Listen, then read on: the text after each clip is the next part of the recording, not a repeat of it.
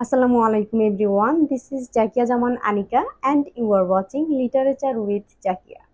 আজকের ভিডিওতে আলোচনা করব The Life of Cowley, written by Dr. Samuel Johnson. Samuel জনসনের লাইফ ডিউরেশন হচ্ছে 1709 সাল থেকে 1784 সাল পর্যন্ত। স্যামুয়েল জনসন ছিলেন একাধারে একজন পোয়েট, প্লেরাইট, অ্যাসিস্ট এবং লিটারারি ক্রিটিক্স। তার লেখা এই এসে লাইফ অফ কাউলি নিয়ে অনেকেই কনফিউজড হয়ে যায় যে এটা কি আসলে কারো জীবনী নাকি লিটারারি ক্রিটিসিজম। সাহিত্যের ভাষায় ক্রিটিসিজম হচ্ছে কোনো রাইটারের লেখার উপর বিচার বিশ্লেষণ করা এবং এটার ভালো মন্দ সকল দিকগুলো তুলে ধরা। সো কাউলি ছিলেন মূলত একজন কবি। তো সামারি শুরু করার আগে এটার ব্যাকগ্রাউন্ড নিয়ে যদি একটু বলি, লাইফ অফ কাউলির রাইটার ডক্টর স্যামুয়েল জনসন তার সাহিত্যিক জীবনের একদম শেষের দিকে যখন চলে আসেন তখন তার এক বন্ধু তাকে বলে যে তুমি চাইলে সকল কবিদের জীবনী নিয়ে লেখালেখি করতে পারো। তার বন্ধুর কথায় অনুপ্রাণিত হয়ে ডক্টর স্যামুয়েল জনসন একটি বই লিখেন যার নাম ছিল লাইভস অফ দ্য পয়েট। 1779 সাল থেকে 1781 সাল পর্যন্ত এই বইটি তিনি 3টি খণ্ডে রচনা করেন। এখানে টোটাল 56 জন কবিদের জীবনী এবং তাদের সাহিত্যিক কাজকর্ম নিয়ে স্যামুয়েল জনসন লেখালেখি করেছেন। আর তার মধ্যেই একজন হলেন কাউলি। কাউলি ছিলেন মূলত একজন পোয়েট, তিনি মেটাফিজিক্যাল পোয়েট। আর মেটাফিজিক্যাল পোয়েটদের নিয়েই ডক্টর স্যামুয়েল জনসন সমালোচনা করেছেন। জনসন দ্য লাইফ অফ কাউলি এই বইটি লেখার আগে কাউলিকে হয়তো অনেকেই চিনত না, কিন্তু জনসন যখন এই বইটি প্রকাশ করেছেন বিস্তারিতভাবে বড়সড় আকারে তিনি লেখালেখি করেছেন, তখনই কাউলি সবার নজরে আসে। জনসন কাউলির জীবনী তুলে ধরার মাধ্যমে মেটাফিজিক্যাল কবিদেরকেও তুলে ধরেছেন।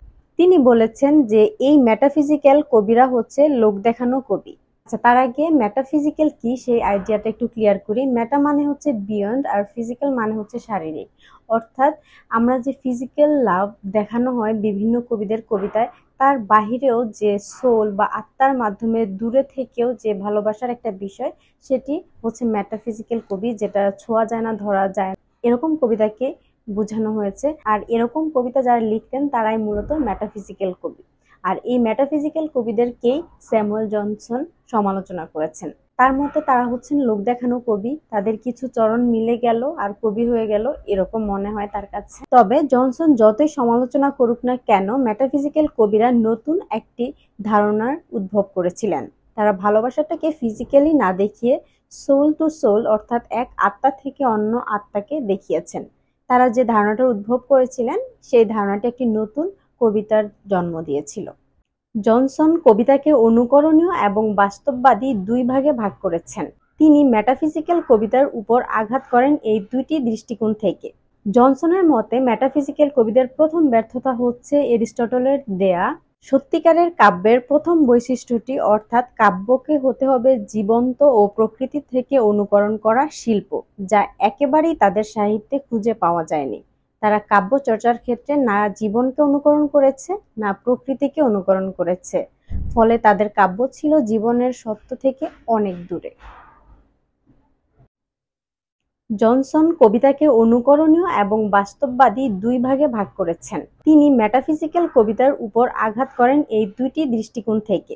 জনসনের মতে মেটাফিজিক্যাল কবিদের প্রথম ব্যর্থতা হচ্ছে এরিস্টটলের দেয়া সত্যিকারের কাব্যের প্রথম বৈশিষ্ট্যটি, অর্থাৎ কাব্যকে হতে হবে জীবন্ত ও প্রকৃতি থেকে অনুকরণ করা শিল্প, যা একেবারেই তাদের সাহিত্যে খুঁজে পাওয়া যায়নি। তারা কাব্য চর্চার ক্ষেত্রে না জীবনকে অনুকরণ করেছে না প্রকৃতিকে অনুকরণ করেছে, ফলে তাদের কাব্য ছিল জীবনের সত্য থেকে অনেক দূরে। যাই হোক, ডক্টর স্যামুয়েল জনসন এখানে মেটাফিজিক্যাল কবিদের ঠিক যেভাবে সমালোচনা করেছেন, তার জবাব হিসেবে টি.এস. এলিয়ট একটি লিটারারি ক্রিটিসিজম রচনা করেছেন, যেখানে তিনি স্যামুয়েল জনসনের সকল প্রশ্নের উত্তর দিয়েছেন এবং মেটাফিজিক্যাল কবিদেরকে জিরো থেকে হিরো বানিয়েছেন। যাই হোক, এই ছিল আজকের ভিডিও। যদি কোনো প্রশ্ন থাকে অবশ্যই কমেন্ট বক্সে জানাবেন। And if you guys haven't yet subscribed my channel, then do subscribe it and hit the bell icon. Thanks for watching.